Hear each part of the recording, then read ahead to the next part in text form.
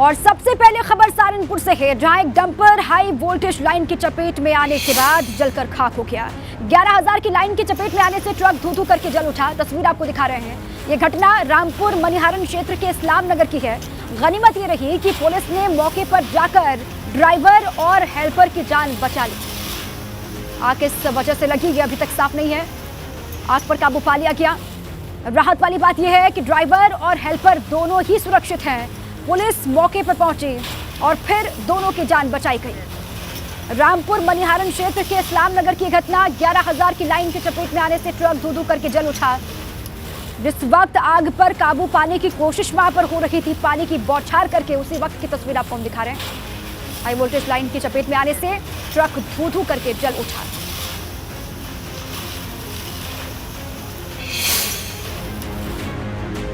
और लखनऊ से बड़ी खबर है, अचानक सिविल अस्पताल पहुंचे डीएम। डेंगू और संचारी रोगों को लेकर तैयारियां वहां पर कैसी चल रही है, इसको देखा।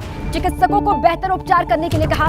डेंगू कंट्रोल रूम में जाकर भी निरीक्षण किया है। बड़ी खबर लखनऊ से, अचानक सिविल अस्पताल पहुंचे डीएम और डेंगू साथ में संचारी रोगों को लेकर तैयारियां वहां पर देखी।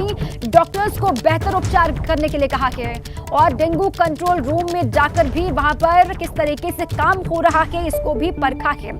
सिविल हॉस्पिटल के निरीक्षण के बाद डीएम और भी हिस्सों में गए, वहां पर जाकर के जानकारी जुटाई। कंट्रोल रूम जो बनाया गया है डेंगू को लेकर, उसके बारे में भी तफसील से जानकारी इकट्ठा की।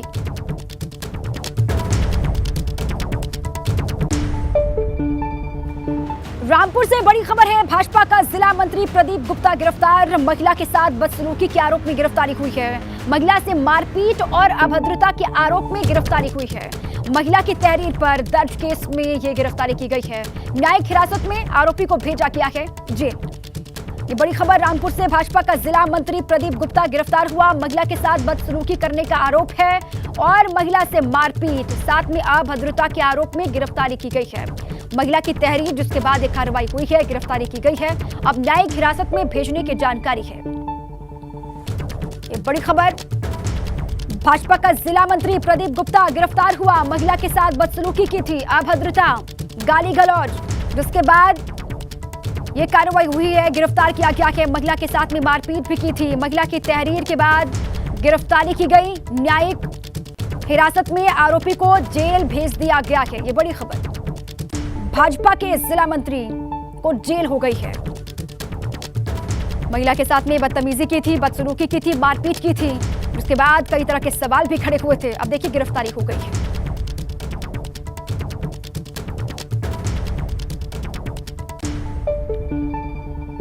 और अब बात करते हैं वाराणसी की, जहां सीएम योगी एक दिवसीय दौरे पर पहुंचे और तमिल समागम के साथ ही देव दीपावली की तैयारियों का जायजा लिया। सबसे पहले मुख्यमंत्री ने सर्किट हाउस में अधिकारियों के संग बैठक की और फिर अचानक से सीएम घाट पहुंच गए, जिसके बारे में अधिकारियों को भी खबर नहीं थी, ये कहा जा रहा है। सीएम योगी के अचानक घाट पहुंचने से हड़कंप वहां पर मच गया, जहां उन्होंने क्रूज से नमो घाट से रविदास घाट तक तैयारियों को परखा, देखा, जायजा लिया और सारी तैयारियों को देखने के बाद सीएम योगी काशी विश्वनाथ मंदिर पहुंचे। काल भैरव के मंदिर गए, वहां पर पूजा अर्चना की और दर्शन किए। 3 तस्वीरें अफसरों के साथ में समीक्षा बैठक करते हुए सीएम योगी की तस्वीर पहली आप देख पा रहे हैं। उसके बाद घाट पहुंचे, वहां पर क्रूज से देखा किस तरीके से तैयारियां की गई हैं देव दीपावली को लेकर, और सीएम योगी ने पूजा अर्चना भी की। काशी विश्वनाथ मंदिर गए, इसके बाद काल भैरव मंदिर में भी पूजा अर्चना करते हुए सीएम योगी दिखाई दिए। अधिकारियों को भी इस तरीके से क्रूज से वो घाटों का जायजा लेंगे, इसके बारे में जानकारी नहीं थी, कहा जा रहा है। हड़कंप मच गया सीएम के पहुंचते ही। तैयारियों के बारे में पूरी जानकारी इकट्ठा की है। देव दीपावली का मौका, इससे पहले सीएम योगी की मौजूदगी है काशी में। ये 3 तस्वीरें मौजूदगी को बयां करती हुई। अधिकारियों के साथ में मीटिंग, उसके बाद क्रूज से देखा तैयारियों को और साथ ही पूजा अर्चना करते हुए भी सीएम योगी को आप देख सकते हैं।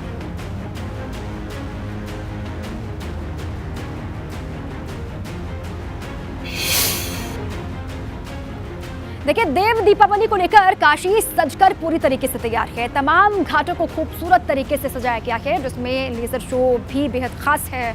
और संवाददाता मोहम्मद मोइन की एक रिपोर्ट इसी पर आपको दिखाते हैं।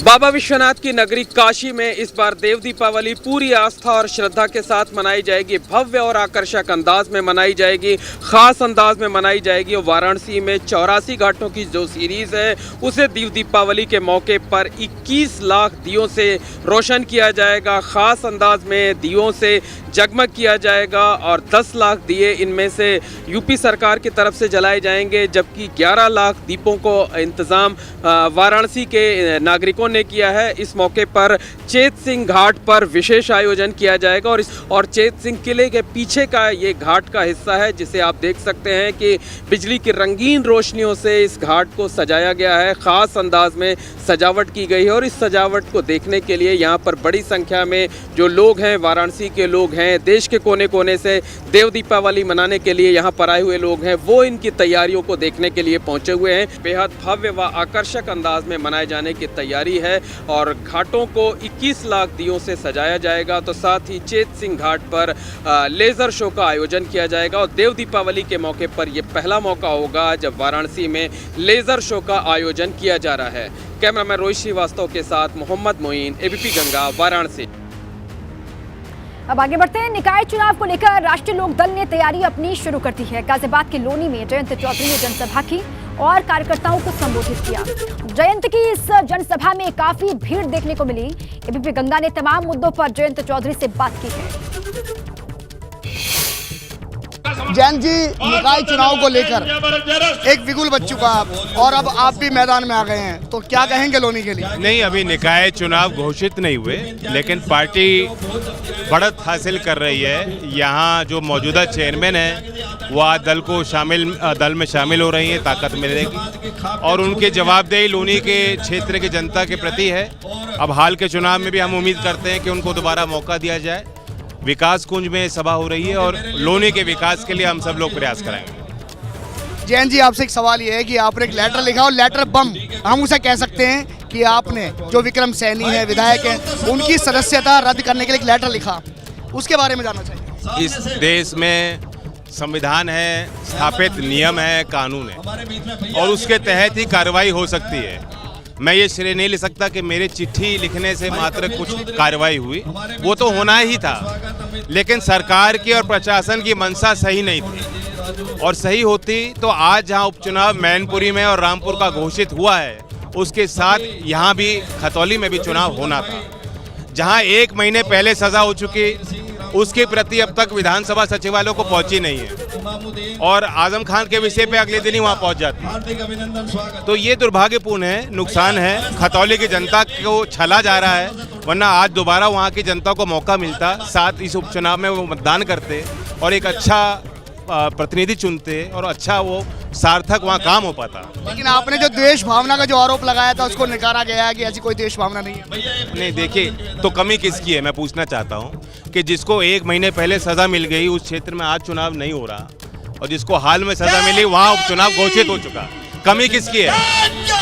मैं पूछना चाहता हूँ, सरकार से पूछूं, प्रशासन से पूछूं। मैं तो विधानसभा के स्पीकर से ही पूछ सकता था, उनसे पूछा मैंने।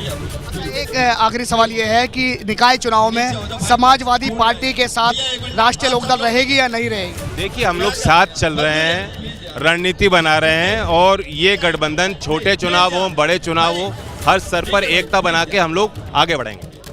तो ये हैं राष्ट्रीय अध्यक्ष राष्ट्रीय लोक दल के जयंत चौधरी, जो कि आज गाजियाबाद के लोनी में पहुंचे और लोनी में पहुंचने के बाद उन्होंने इस विशाल जनसभा को आज संबोधित किया। गाजियाबाद के लोनी से कैमरामैन धर्मरतन के साथ एबीपी गंगा के लिए मैं शक्ति सिंह। आज सीएम योगी चंदौली के दौरे पर भी रहे। चंदौली को सीएम ने कई बड़ी सौगातें दी हैं। सीएम योगी ने 963 करोड़ से ज्यादा की कई परियोजनाओं का लोकार्पण भी किया और शिलान्यास भी किया। साथ ही वहां लगे स्टॉल का निरीक्षण करने के बाद जनसभा को संबोधित करते हुए सीएम योगी आदित्यनाथ दिखाई दिए। चंदौली के दौरे पर रहे और वहां पर कई सौगातें दी। सीएम योगी ने 963 करोड़ से ज्यादा की कई परियोजनाओं का लोकार्पण भी किया, शिलान्यास किया और वहां पर लगे स्टॉल का निरीक्षण करने के बाद एक जनसभा वहां पर हुई, जिसको संबोधित सीएम योगी ने किया। विकास ही परिवर्तन ला सकता है, अपने संबोधन में कहा। 2 करोड़ छात्रों को टैबलेट और लैपटॉप भी बांटे। युवाओं को तकनीकी रूप से सक्षम बना रहे हैं, इसका भी जिक्र किया सीएम योगी ने। ये प्रधानमंत्री मोदी जी का चमत्कारिक नेतृत्व है कि जिस ब्रिटेन ने 200 वर्षों तक भारत पर शासन किया, उस ब्रिटेन को पछाड़ करके भारत आजादी के 75 वर्ष बाद दुनिया की 5वीं अर्थव्यवस्था के रूप में भी अपना स्थान प्राप्त कर लिया है। भाइयों बहनों, ये उत्तर प्रदेश का हमारा नौजवान तकनीकी दृष्टि से भी सक्षम बन सके और दुनिया के बाजार में छा सके, दुनिया के वैश्विक मंच पर छा सके, इस दृष्टि से हमने प्रदेश के अंदर 2 करोड़ नौजवानों को टैबलेट अथवा स्मार्टफोन देने के एक बड़े कार्यक्रम को अपने हाथ में लिया है। और मुझे प्रसन्नता है 12,000 से अधिक नौजवानों को अब तक यहां पर टैबलेट और स्मार्टफोन की सुविधा का लाभ प्राप्त हो चुका है। मिशन पूर्वांचल पर रखे सीएम योगी ने चंदौली के अलावा बलिया का भी दौरा किया। यहां उन्होंने चंद्रशेखर की प्रतिमा का अनावरण करके उन्हें श्रद्धांजलि अर्पित की और एक जनसभा को भी संबोधित किया। उन्होंने कहा कि चंद्रशेखर जी ने ही बलिया को नई पहचान दी थी। बलिया के दौरे पर भी रहे सीएम योगी। दलीय राजनीति से ऊपर उठकर उन्होंने पहचान बनाई। उन्होंने मूल्यों और आदर्शों की राजनीति की। चंद्रशेखर के बारे में बातें कही सीएम योगी आदित्यनाथ ने। चंदौली के अलावा बलिया के दौरे पर भी रहे। मिशन पूर्वांचल पर चल रहे हैं इस वक्त सीएम योगी आदित्यनाथ। और अब बात लखीमपुर की गोला गोकर्णनाथ सीट पर हुए उपचुनाव के नतीजों की। भाजपा के अमन गिरी ने सपा के विनय तिवारी को बड़े अंतर से शिकस्त दे दी है और 34,298 वोटों से जीत दर्ज की है। दरअसल अमन गिरी को कुल 1,24,810 वोट मिले थे, जबकि सपा के विनय तिवारी को 90,512 वोट मिले। आपको जानकारी दे दें कि अमन गिरी के पिता अरविंद गिरी के निधन के चलते ही यहां उपचुनाव हुआ था और उपचुनाव के बाद भाजपा का कब्जा यहां पर बरकरार रहा है। जीत हुई है भाजपा के अमन गिरी की मारी बाजी। सपा के विनय तिवारी को हार का सामना करवाया और ये इस जीत के बाद से अमन गिरी के साथ साथ भारतीय जनता पार्टी गदगद है।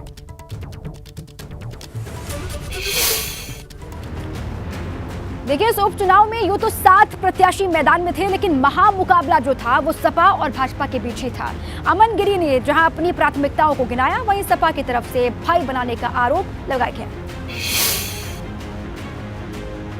देखिए, पिताजी के कुछ सपने थे, उन सपनों को पूरा कराना है। हमारे मुख्यमंत्री जी, यशस्वी मुख्यमंत्री जी माननीय योगी आदित्यनाथ जी भी हमारे बीच आए थे। उन्होंने कॉरिडोर का निरीक्षण हमारे पिताजी नहीं रहते हुए करवाया था। आश्वासन वो अपने आप से देंगे और शिलान्यास भी हमारे मुख्यमंत्री जी आके करेंगे।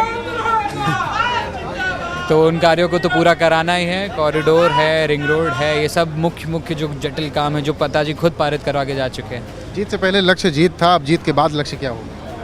देखिए, मैंने सबसे पहले यही कहा था कि पिताजी का जितना काम करके मैं नाम रोशन कर सकूंगा, उसी में मेरा यश होगा। एक तरफ सरकार चुनाव लड़ रही थी, एक तरफ समाजवादी पार्टी का कार्यकर्ता चुनाव लड़ रहा था। तो सरकार ने पूरी तरीके से जो भय का माहौल बनाया, उस भय के माहौल की वजह से हम लोग चुनाव हारे हैं। आपको लगता नहीं कि आपकी पार्टी के अगर शीर्षस्थ नेता यहाँ पे आते, जैसे बीजेपी के आए, तो आपका चुनाव परिणाम कुछ बदल सकता है? शीर्षस्थ नेता जो जिनकी आप बात कर रहे हैं, पार्टी का कार्यकर्ता एक कार्यकर्ता माननीय अखिलेश यादव है, इसलिए कहीं पर भी उसकी कोई चूक नहीं है। इस पूरे चुनाव में एक तरफ जश्न का माहौल था, तो सपा के खेमे में हार की टेंशन साफ दिखाई पड़ी। हालांकि गोला से लेकर राजधानी लखनऊ तक भाजपा ने जश्न मनाया। कार्यकर्ताओं ने आतिशबाजी कर जीत पर खुशियां बांटी।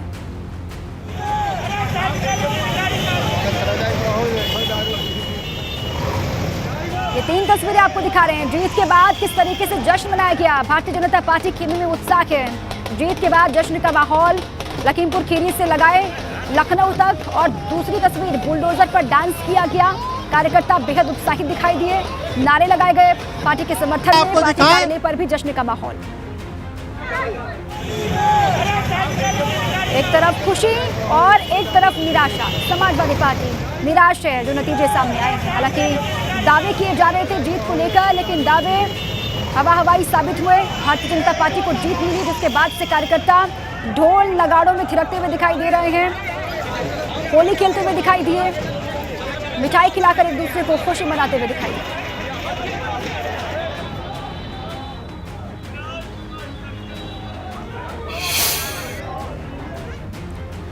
वहीं गोला उपचुनाव में भाजपा की जीत पर यूपी भाजपा अध्यक्ष भूपेंद्र सिंह चौधरी ने कहा है कि हमारा गठबंधन जनता से है।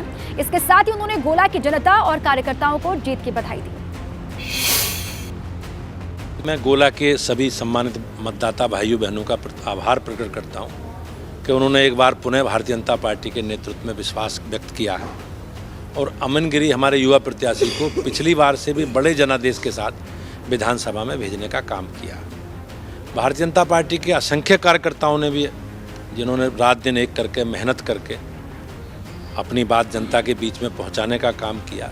जो काम सरकारों ने किए उन सब विषयों को जनता के बीच में रख के हमने अपने पूरा रिपोर्ट कार्ड जनता के बीच में रखकर जनादेश या अपने पक्ष में मतदान करने की बात कही। और मुझे विश्वास है और खुशी है इस बात की कि गोला विधानसभा क्षेत्र के सभी सम्मानित भाइयों बहनों, मतदाता भाइयों बहनों ने भाजपा को खुलकर समर्थन दिया है। बड़ी अंतर से भाजपा चुनाव जीती है और हम सब मिलकर गोला विधानसभा क्षेत्र की जो भी समस्याएं हैं उनके समाधान करने का पूरा प्रयास करेंगे और निश्चित रूप से गोला विधानसभा क्षेत्र सहित पूरे प्रदेश की बेहतरी के लिए काम माननीय योगी जी के नेतृत्व में सरकार करेगी। इस जीत से भाजपा गदगद है। लखनऊ से दिल्ली तक जिसकी झलक साफ तौर से दिखाई पड़ती है, क्योंकि इस उपचुनाव के नतीजे कहीं ना कहीं भाजपा के लिए आने वाले चुनाव को लेकर फायदेमंद साबित हो सकते हैं। ये जीत भारतीय जनता पार्टी कार्यकर्ताओं की जीत है और मैं सभी को बधाई देता हूँ और जीते हुए कैंडिडेट को और भारतीय जनता पार्टी कार्यकर्ताओं का। आपने जिस तरीके से जीत हासिल की है, निश्चित आप बधाई के पात्र हैं। हम लोग सेवा भाव से काम करते रहते हैं, वही काम हमारा काम आता है। हम लोग जब से मोदी जी केंद्र में गए हैं तो अनेक योजनाएं, हमारी अनेक नीतियां जो बनी हैं, उन नीतियों के सहारे ही हम लोग आगे बढ़ते जा रहे हैं। हर वर्ग के लिए हमारी योजनाएं आई हैं और हमारी योजनाएं पारदर्शी तरीके से लोगों को मिल रही हैं। तो हर वर्ग हमारे साथ में है। हमारे नेतृत्व पे जनता ने विश्वास किया है और इतना विश्वास किया है कि आज हम जितने भी चुनाव में जा रहे हैं उससे बढ़कर के हमारी जीत होती जा रही है। ये जीत भारतीय जनता पार्टी की स्वर्ण अक्षरों में लिखे जाने वाली जीत है और ये जीत उसी दिन हो गई थी जिस दिन अखिलेश यादव को दस्त लग गए थे। अखिलेश यादव पूरे चुनाव में गोला नहीं गए साहब, तो आप समझ लीजिए जो अपने प्रत्याशी के साथ खड़ा नहीं हो सकता तो वो किसके साथ खड़ा होगा। गोला उपचुनाव में सपा की हार पर सुबह ने तंज कसा है। सुहेलदेव भारतीय समाज पार्टी के महासचिव अरुण राजभर ने कहा है कि सपा ने तो पहले ही हार मान ली थी और एसी कमरे से चुनाव लड़ा जा रहा था। समाजवादी पार्टी जीत का दावा कर रही थी उपचुनाव में, लेकिन हार हो गई, करारी हार। देखिए, वो आपके कैमरे पर जीत का दावा कर रहे थे, लेकिन बंद कमरे में वो हार मान चुके थे। और ये सच है कि कोई भी बाई इलेक्शन चुनाव होता है तो लोग पहले से ये माइंड सेट कर लेते हैं कि ये सत्ता पक्ष का चुनाव होता है। चाहे आजमगढ़ का चुनाव उठाकर देख लीजिए, माना जाता था कि ये समाजवादी पार्टी गढ़ है, उससे बड़ा गढ़ रामपुर माना जाता था। लेकिन ये सब एसी कमरे में बैठ के लड़ा गया। एक तरफ सरकार पूरी जिम्मेदारी के साथ गंभीर होकर चुनाव लड़ रही थी, चाहे आपका गोला गोकर्णनाथ का हो और चाहे आजमगढ़ और रामपुर का। सरकार ने बहुत जिम्मेदारी और गंभीर होकर चुनाव लड़ा, लेकिन समाजवादी पार्टी विपक्ष वहां तो और कोई दल चुनाव लड़ नहीं रहा था। न बसपा चुनाव लड़ रही थी, न कांग्रेस चुनाव लड़ रही थी। आप एक दूसरे सपा और भाजपा की लड़ाई हो रही थी। जो वोट का ये अंतर था कि ये वोट हमको मिलेगा, वो वोट उनको मिलेगा, ये स्पष्ट हो गया कि आप जब पहले ही अपने आप को हार स्वीकार कर लेंगे तो जनता परिणाम जिसके पक्ष में देना है वो आपके सामने दे चुकी है। अब्बास अंसारी की गिरफ्तारी के बाद बोले ओम प्रकाश राजभर। अब्बास अंसारी हमारे नहीं समाजवादी पार्टी के। ओपी राजभर ने कहा कि और उन्होंने कहा कि मुझे खत्म करने के लिए सपा मुखिया ने चाल चली थी। डमी प्रत्याशियों को टिकट दिलवाकर खत्म करने के प्रयास किए गए और सपा से समझौते में 12 सीटें दी गई, उसी में अब्बास थे। समाजवादी पार्टी के झंडा लगाकर घूमते हैं विधायक। जहां तक सवाल अब्बास का है, हमारी पार्टी के हमारे सिंबल से जरूर चुनाव लड़े हैं, एमएलए हैं, लेकिन वो समाजवादी पार्टी के उम्मीदवार हैं। क्योंकि जो चुनाव के समय जो बातें तय हुई थी, 12 सीटें उन्होंने तय किया था कि हम अपना प्रत्याशी देंगे, सिंबल आपका होगा, तो उसी कड़ी में ये भी है। उसी कड़ी में जफराबाद आज भी वो समाजवादी पार्टी का झंडा लगा के घूमता है विधायक। आज भी जाके पता करा लीजिए। बहुत बड़ी बात आपका। अरे 100% सही। अखिलेश को बैठा दीजिए डिबेट पर अपने जी। अखिलेश को बैठा दीजिए महाराज। बहुत बड़ा आप बात खुलासा कर रहे हैं। मैं इतने दिन हुआ, मैं कभी झूठ नहीं बोलता, और झूठ बोलना होता तो कह के बोलता हूँ कि झूठ बोल रहा हूँ। आप एकदम साफ बोलते हैं। हाँ, इसी नाते कह रहा हूँ ना आप एकदम कि साफ बोलते हैं, लेकिन आप अखिलेश जी को घमंड हो गया था ओम प्रकाश को खत्म करने के लिए। उन्होंने अपना प्रत्याशी डमी देने की कवायद किया, जफराबाद में डमी कैंडिडेट दिया, बहुत कहते सुनते तब लड़ने वाला मिला। सलेमपुर में वही हाल किया, महदेवा में वही, खलीलाबाद में वही, जहाँ भी उन्होंने सीट दिया वहाँ हमारे साथ वही खेल किया कि ये हार जाए, सरकार तो हमारी बन रही है और विधायक नहीं रहेंगे तो फिर ये क्या कर पाएंगे। और वहीं ओम प्रकाश राजभर का साथ जोड़ने वाले महेंद्र राजभर ने उन्हें आड़े हाथों लिया है और कहा है कि अब जेल जाने के डर से ओम प्रकाश राजभर अब्बास से दूरी बना रहे हैं।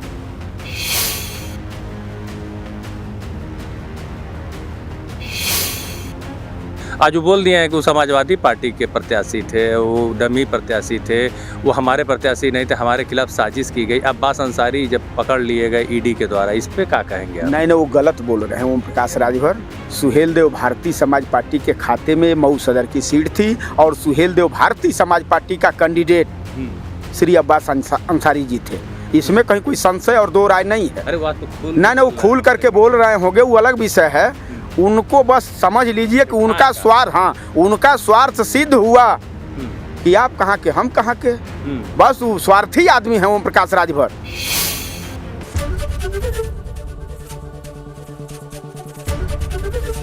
एबीपी गंगा, खबर आपकी, जुबान आपकी।